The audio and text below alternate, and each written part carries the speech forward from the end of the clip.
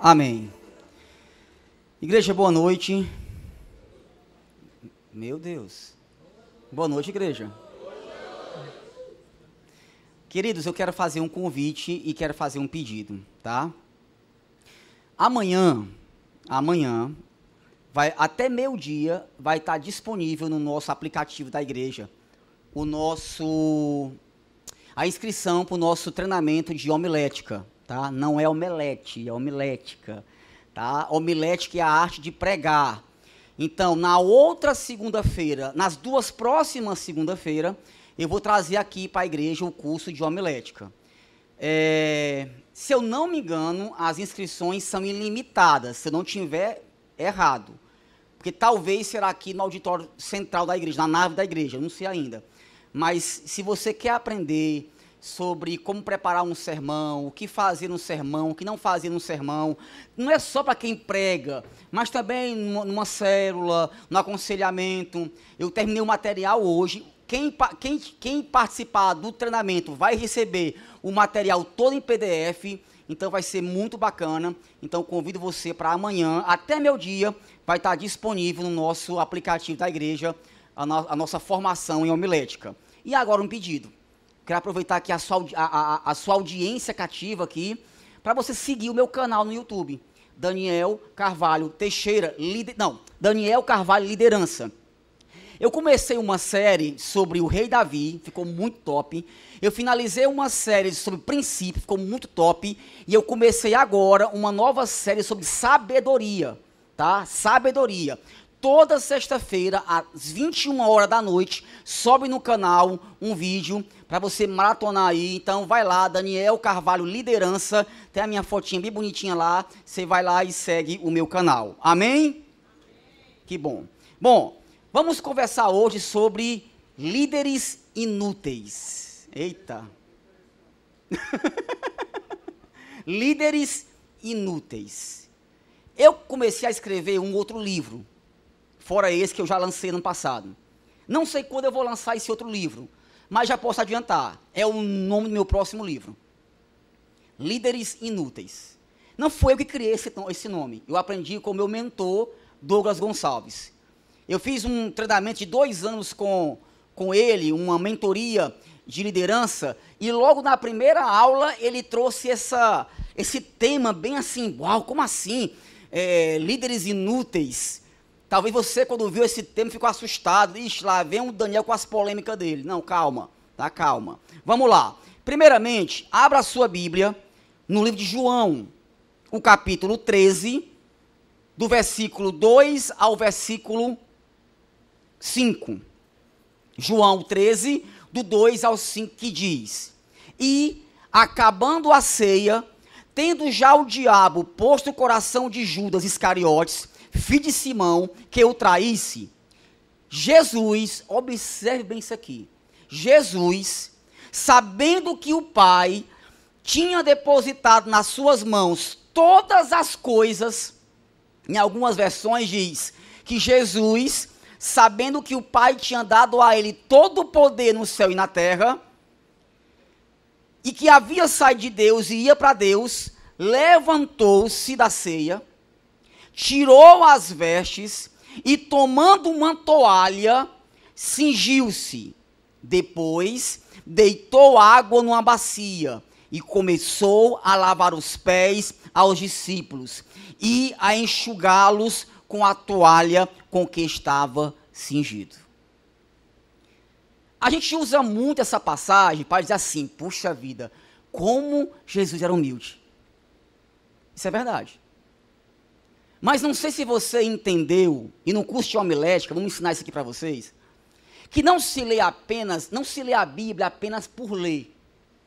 Nada que está escrito na Escritura está por acaso.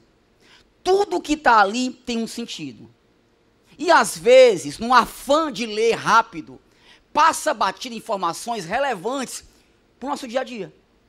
Vamos lá, eu te pergunto, se de repente, eu vou usar aqui uma cobaia. Meu cunhado. Tá de óculos, Mauro, agora. Tá lindo. Mauro, se tu soubesse que hoje tu tem todo o poder no céu e na terra, tu faria o quê? Não me responda. A Bianca, tá, Arthur? Essa pergunta eu fiz no discipulado com a Bianca, ela falou, olha, se com 50 reais eu já me acho o máximo. Imagine se eu soubesse que tinha todo o poder no céu e na terra. Mas, gente, quando foi que Jesus pegou a bacia, pegou a toalha e foi lavar os pés dos discípulos? Quando foi? Quando ele entendeu que o Pai tinha dado a ele todo o poder no céu e na terra. Se fosse nós, o que nós faríamos? Aqui mostra para mim um Deus, um Jesus, que quis passar uma seguinte lição. O poder que há em mim, a posição que há em mim, a autoridade que há em mim, é dada para servir. Um líder inútil, não é num sentido pejorativo. Ah, tu é inútil. Não. É que eu vou me desgastar ao máximo para servir a obra do Senhor, para que Deus possa, através do meu ministério, da minha vida, levantar homens que sejam melhores e mais capacitados do que eu. A minha função como pai do João Marcos é fazer o João Marcos um pai melhor do que eu. Porque um bom pai não forma um bom filho. Um bom pai forma outro bom pai. O que a gente mais ouviu aqui esses dias nos nossos treinamentos aqui? Que líder de setor forma outros líderes de setor. Líder de área, outros líderes de área. Que o pastor forma outros pastores. E assim vai. Isso é ser um líder inútil. É entender que, por exemplo, eu tenho outros discípulos. Qual é a minha função como discipulador? Tornar o Kleber, é mais complicado, mas eu chego lá. Estou brincando, Kleber. Tornar o Arthur, o pastor Júnior, quem estiver debaixo da minha cobertura, melhor do que eu. Que lidere mais célula do que eu. Que pregue melhor do que eu. Que só não cante melhor do que eu. Mas tudo bem, o resto tudo melhor do que eu. Por quê? Porque essa é a minha função como liderança. Me tornar inútil para que ele se desenvolva, amadureça e não dependa mais de mim. Porque agora ele se tornou um líder maduro. Faz sentido? Tá, aqui daria uma série. Mas como é que eu faço para me tornar um líder inútil? Aí tem muita coisa. Eu vou ver o que eu posso fazer com o pouco tempo que eu tenho, tá? Primeira coisa, um líder inútil é confiável. Eu tive a grata honra e a satisfação de, domingo repassado, o pastor Bruno e o pastor Anderson me chamou no canto ali. A gente vai logo passar um treinamento aqui para a igreja da Live Church, que é a igreja, uma das maiores igrejas do mundo, e que eles têm um treinamento chamado Summit Life Group, eu acho. E eu aprendi esses dias com o pastor da igreja Life Church sobre a ideia de um líder confiável. Tá, e o que faz um líder confiável? Que para você ser inútil, primeira coisa, você precisa ser confiável. E aí, olha que interessante. Existe uma matemática que te faz ser alguém confiável. Primeira coisa é transparência, mais empatia e mais consistência, igual a confiança. Vamos lá? Transparência, empatia e consistência. Isso te faz ser alguém de confiança. Então, primeira coisa, transparência. Ou seja, diga a verdade. Queridos, uma coisa eu posso te garantir, nesses meus anos de liderança, é que sempre que a comunicação diminui, a incerteza aumenta. Sempre que a comunicação diminui, a incerteza aumenta. Às vezes, eu como liderado, eu como líder, tenho a dura missão de falar a verdade. Eu tenho a dura missão de chamar um discípulo ou liderado meu, e em vez de ficar protelando conversas difíceis, que aumenta a incerteza, eu tenho que chegar e dizer, olha, é o seguinte, na minha opinião, esse seria o melhor caminho a seguir. Porque às vezes eu omito a verdade por conveniência ou porque não quero ferir, não quero machucar, quando na verdade, quando eu diminuo a minha comunicação, o que vai acontecer é que a incerteza vai aumentar. É por isso que eu, Daniel Carvalho, falo por mim, sempre procuro estar alinhado com a minha liderança.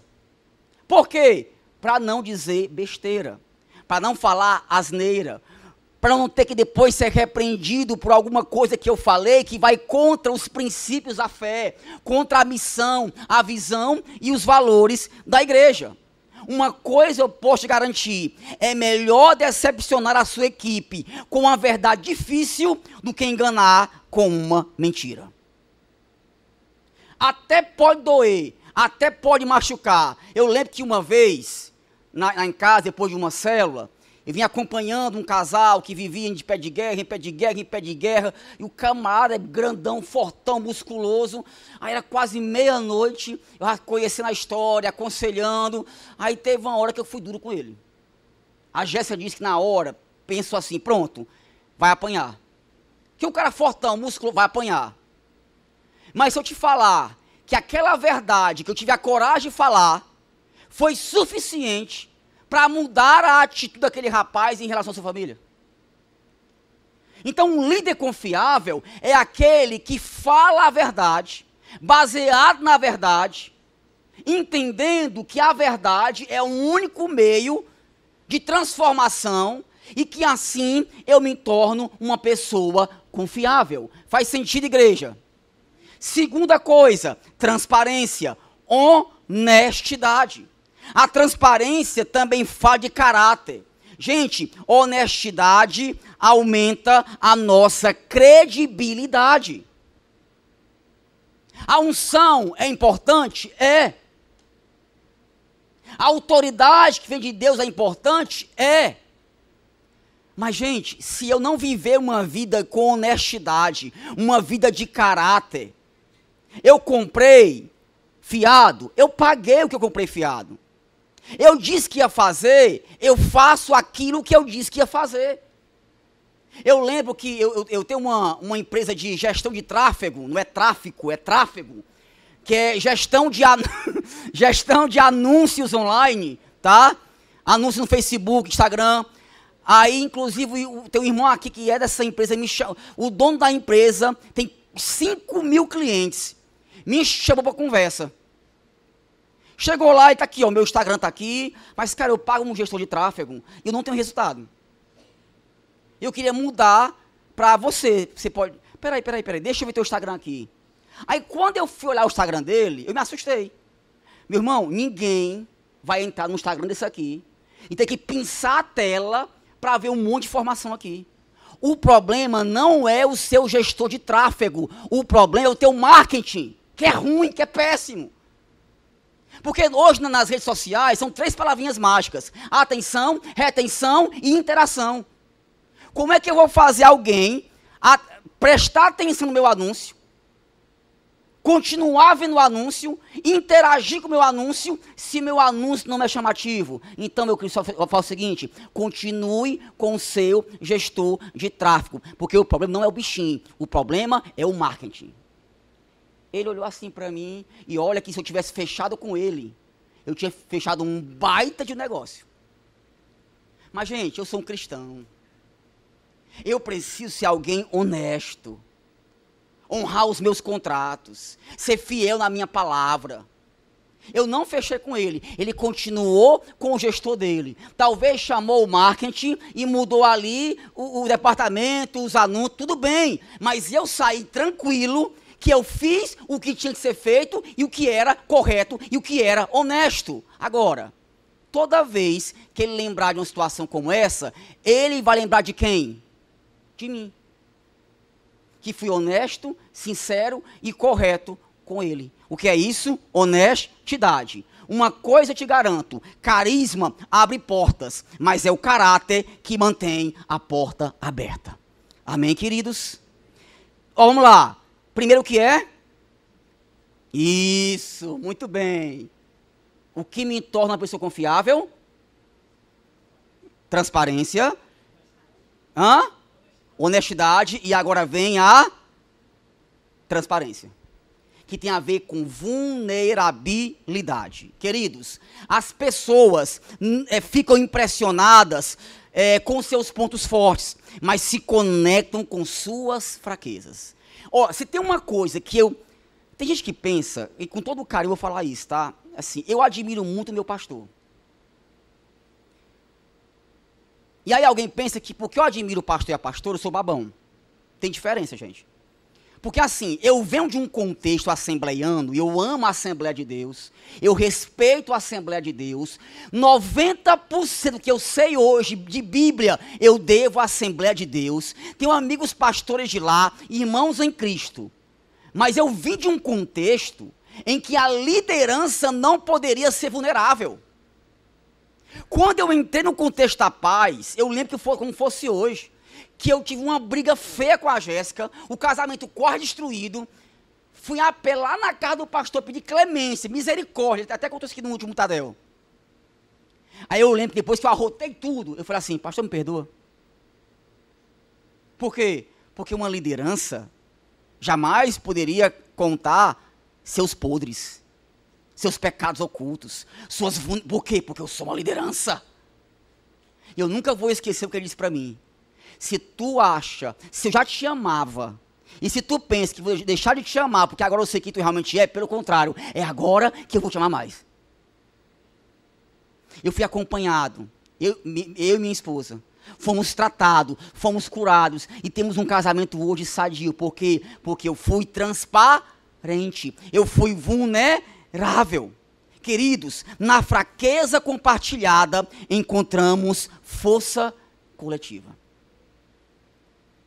Os meus discípulos me ensinam muita coisa.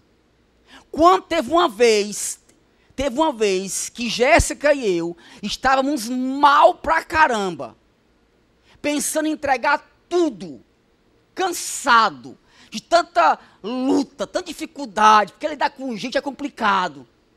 Aí apareceu lá em casa a Bianca e o Arthur. Pra quê? Nem marcou discipulado, chega lá em casa. A Jéssica no sofá, com o olho vermelho chorando. E, gente, a Bianca trouxe uma palavra. Que eu me senti discipulado pela Bianca. Eles que costumam ser vulneráveis, agora foi eu e Jéssica, que tivemos que ser vulneráveis, transparentes, contar verdades, e através de uma troca de discipulado, nós continuamos firmes, motivados, valentes, corajosos. Por quê? Porque entendemos o poder da transparência. O poder de poder confiar em alguém que é honesto, sincero e que está sempre pronto a nos ensinar e nos entender nos momentos mais difíceis. John Maxwell fala uma coisa que é muito interessante, porque aí eu entro no segundo ponto, que é a empatia. Porque você tem que ser honesto, sincero, transparente, mas um líder que é confiável, ao mesmo tempo, é um líder empático. Só que ensinaram a gente empatia errado. É a meia verdade. Que empatia é se colocar no lugar do outro, é a meia verdade. Porque se eu me colocar no lugar da Lu, ela vai deixar de ser a Lu para ser eu, não faz sentido. Eu lembro que uma vez o Samuel, meu cunhado, atropelou um rapaz, lá na Raimundo de Castro. Faz anos isso aí. Aí foi eu, minha mãe, o Samuel e a vítima, né, pro São Camilo. Enquanto o meu cunhado ficava na sala de raio-x com a vítima, com o atropelado, eu fiquei na recepção com a minha mãe. Solteiro, novo ainda. Aí chega uma máquina, uma criança que foi atropelada pelo mototáxi. Escoriações, algo leve. E o pai da criança entra desesperado, reclamando, murmurando, chutando tudo. Aí eu falei assim, mãe, pra que isso? Não tá bem a criança. Foi só algumas escoriações, besteira, pra que isso aí? Pra que essa altivez? Ela me cutuca e fala assim, você não é pai ainda? No dia que você for pai, talvez a sua reação vai ser pior que esse rapaz aí. Aí eu entendi o que é empatia. Empatia não é se colocar no lugar do outro. Empatia é entender que o outro é diferente de você. Não, mas se eu fosse a Juliana, eu reagiria assim. Você não é a Juliana. O teu histórico de vida e família é totalmente diferente da Juliana. E um líder inútil, ele vai além de se colocar no lugar do outro. Ele entende a dor e tenta entender os motivos e as razões que levaram aquela pessoa a tomar aquela decisão. Uma vez fui dar uma palestra em Acaraú. Eu, a Jéssica, bem pequenininho, o João Marcos. Cheguei 11 da noite aqui, morrendo de fome. Fui lá na pizzaria Havaí. Nunca vou esquecer esse dia. Aí cheguei, eu deixei a Jéssica do carro com o João Marcos, fui até o balcão. Moça, eu quero uma pizza assim, assim, assim, ok? Ok. Moça, quanto é? É tanto. Passei o cartão. Me faz um favor, quando tiver pronta a pizza, tu pede para deixar naquele carro ali, estou lhe esperando ali. Ela olhou para mim e falou assim, meu filho, você está pensando que as pessoas não têm que fazer aqui não, é? Com fome, cansado, doutrinamento de atendimento ao cliente, e escuto isso na minha cara. Quando eu fui chamar o Kennedy, entenderam, né? Empatia, empatia, empatia. Moça, em quanto tempo está pronta a pizza? 10 minutos. Em 10 minutos eu volto a pegar a pizza. Não está aqui a Jéssica, posso falar, né? Assim que eu entrei num carro, eu inventei de contar para ela. Aí eu vou lá. Te controla. Empatia, empatia. Jéssica, essa moça não está bem. É 11 da noite. Eu ganhei 1 hora de palestra, que ela ganha um mês todo trabalhando. Talvez ela levou um réu de um cliente, passou um troco errado, tem alguém doente em casa, vamos ter empatia. Você que sabe, tudo bem. Gente, quando eu volto a poder pegar a pizza, ela estava em lágrimas, chorando, me pedindo perdão, porque desde cedo deixou uma filha em casa doente, com febre, e ninguém liberava ela para ir ver a filha. Um líder inútil, que entende que está aqui para servir, não olha para o outro como um inimigo, porque o outro olha com cara feia, não, cada pessoa passa por um processo. Eu tive uma situação na CAGES, que eu trabalho um tempo atrás, meu Deus, ele já se aposentou, mas tinha um cidadão, aquele cara, tudo para ele era processar os outros, tudo para ele. Ninguém prestava, todo mundo era ladrão. Era estressante trabalhar com aquele cara. E eu fiquei, Senhor, todo mês eu faço a folha de pagamento do cara. Não tem jeito, eu quero ou não, eu tenho que trabalhar com ele. Aí eu li um livro de John Maxwell. E sobre relacionamento. E ele fala sobre um princípio chamado princípio 101%. Olha que interessante, gente. Eu apliquei esse princípio com esse cara e deu certo. Como é o princípio 101%? Pegue 1% daquilo que você concorda com o outro e pega 100% e se esforça para aplicar esse 1% no outro. Não entendeu? Eu explico. Tá, o que esse cara tem de 1% que eu concordo com ele para me dar 100% de esforço para me dar bem com ele? Aí eu lembrei, veio na minha imagem uma lembrança, que quando eu era pequeno, eu morava aqui pertinho do Paulo Belo, a Raquel vai lembrar disso, ele morava na esquina e o pai dele era um senhor barbudo, em cima de um cavalo com um chicote, que todo mundo da rua morria de medo dele. E quantas vezes eu ouvi a mãe dele sendo espancada pelo pai dele, os filhos sendo espancados dentro de casa. Num dia que cada um cresceu, ficou mais velho, tudo foi embora. Aquele rapaz, a única linguagem de amor que ele aprendeu foi o castigo, a surra, os açoites. Ele estava reagindo a uma situação que ele foi domesticado desde cedo a reagir daquela maneira. Claro, ninguém também pode achar que a pessoa não pode mudar, mas gente, um cara com 68 anos de idade, é difícil. Aí eu entendi, a única linguagem de amor que ele aprendeu não foi te amo, tô contigo, conta comigo, foi açoite, foi surra, vendo a mãe e os irmãos sendo espancados. Aí esse 1% que eu concordava com ele, eu peguei o 100%, sabe da coisa? eu vou me esforçar para entender a dor dele, os motivos dele, e assim poder servi-lo da melhor maneira possível. E aí, gente, empatia é um coração que se importa. Empatia é um coração que se importa. John Maxwell disse: as pessoas não se importam com o que você sabe, até elas saberem que você se importa com elas. Isso quer dizer o seguinte: para ganhar confiança, não falamos demais, perguntamos mais, nos importamos mais. Se importe pelo que as pessoas são, não pelo que elas fazem. O problema é que eu estou me importando pelo que a pessoa é ou que pela pessoa faz. Na realidade, eu preciso me importar pelo que as pessoas são. E como se faz isso?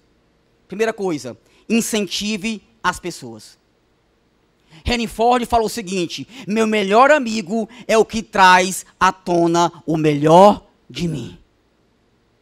O meu melhor amigo é o que traz à tona o melhor de mim. Acredite nas pessoas. E sabe, eu confesso para vocês que eu aprendi isso com o pastor Anderson.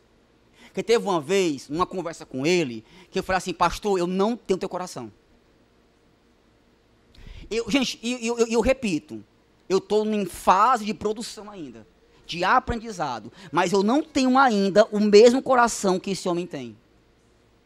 De apostar nas pessoas, de acreditar nas pessoas. Eu estou num processo de evolução. Eu mudei muito, mas uma coisa eu tenho entendido: nós precisamos incentivar aos outros, acreditar nos outros, dar voz aos outros. Não apenas delegar por delegar, mas delegar com confiança, sabendo que as pessoas podem fazer até mesmo melhor do que você. O nosso problema é esse.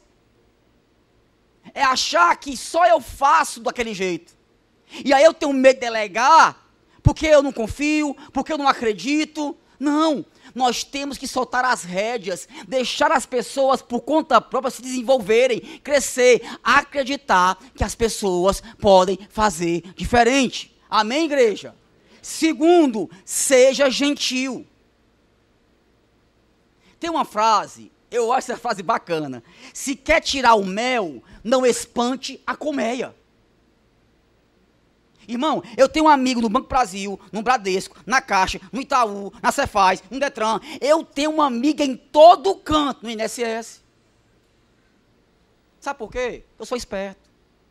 Eu não sou besta. Chega na repartição pública, um Detran da vida. Um cara fechada. Já é difícil o atendimento. E tu chega lá com cara fechada. Eu nunca vou esquecer, João Marcos pequenininho, eu fui no hospital da Unimed com o João Marcos doente, tava lá eu e a Jéssica, e aí a atendente tava emburrada. Número 4. Cadê o 5? O 6? Cadê o 6? O meu era o 12. Aí eu comecei a perceber que ela estava emburrada. Aí eu aprendi com o livro Como Fazer Amigos e Influenciar Pessoas, o poder de chamar as pessoas pelo seu próprio nome. É mágico isso. É mágico. Aí eu inventei, fui até o balcão, peguei um copo com água, olhei no crachá, Nice. Eu te pego, Nice. Sentei no meu cantinho aqui, número 12. Cadê o 12? Eu cheguei no balcão e disse: boa tarde, Nice, tudo bem contigo? Tudo ótimo, querido. O seu RG, por favor? Ela mudou da água para o vinho, só porque naquele dia eu fui talvez a única pessoa que lembrou que o nome dela era Nice. Foi a única pessoa que se importou com ela. Se eu quero tirar o mel, eu não vou espantar a colmeia. Faz sentido, gente? Terceiro, seja cordial. A gentileza é uma língua que até um mudo pode falar e até um surdo pode ouvir e compreender. Você é cortês na fila do pão da padaria? Você é cortês quando você é por alguém maltratado? Gente, ser um cristão, esses dias, a minha esposa passou por uma situação complicada lá na UPA. Para quem não sabe, Jéssica é a assistente social. E ela entra às 7 da manhã e sai às 7 da manhã do outro dia. É um plantão por semana. E montaram um barraco dentro dessa UPA. E eram crentes. E elas sabiam que eram crentes. Eu fico pensando assim, ser um cristão, ser um crente em Jesus, é literalmente nadar contra a maré. Quando eu comprei o meu carro novo, eu contei isso aqui uma vez, eu tenho 5 minutos, que eu estava na Cagés e o telefone tocou, ela chora no telefone, porque alguém bateu no meio do carro, que a lateral sei que entrou. Amor, vem pra cá, bateu no nosso carro. Uma semana eu comprei o carro, o carro cheirando a novo. E não fiz seguro. Aí, você sabe.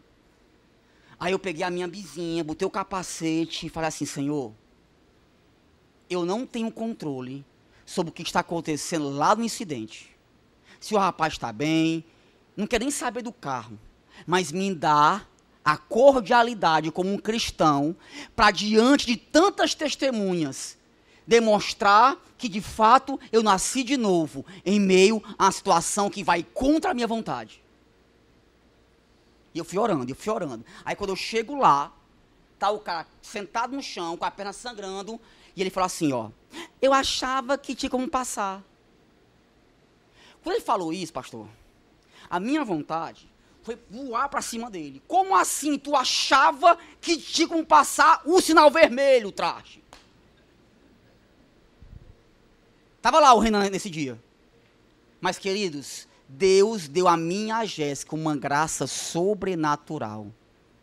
Cuidamos do rapaz, fomos cordial com ele, pagamos o remédio dele, convidamos para vir para a célula. Fiquei num prejuízo de R$6.000 que depois ele pagou à vista.